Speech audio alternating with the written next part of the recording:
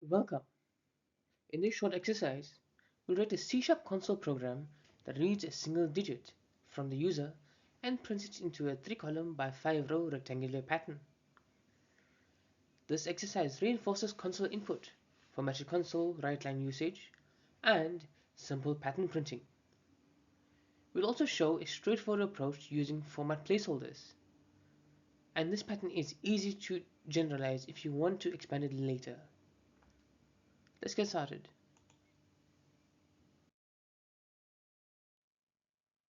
Program prints the top and bottom rows as 3 digits together, and the 3 middle rows as a digit, a space, then the digit, creating a hollow rectangle-like effect.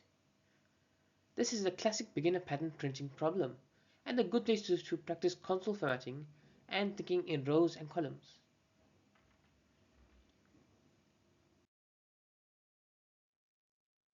Here's a program. We read the user's input and convert it into an integer x. For the top and bottom rows, we use a placeholder pattern to print the digit 3 times, with no spaces. For each of the 3 middle rows, we print, so there is a single space between the digits.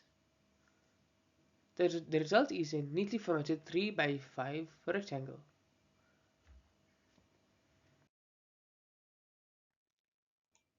Step by step, prompt the number, pass it to an int, then execute 5 console writeline calls, 1 for the top row, 3 for the middle row, and 1 for the bottom row.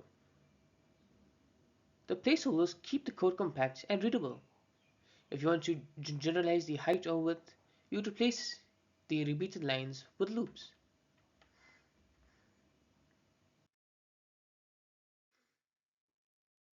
Try several digits. The pattern holds.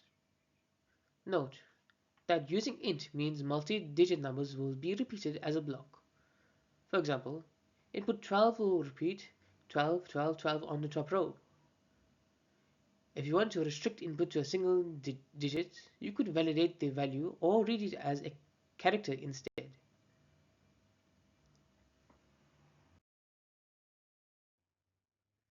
Pattern printing is mostly educational, but it directly maps to tasks like rendering simple ASCII frames, separators, or CLI visual elements. Once you master these fixed patterns approach, you can generalize with loops to handle arbitrary sizes and borders.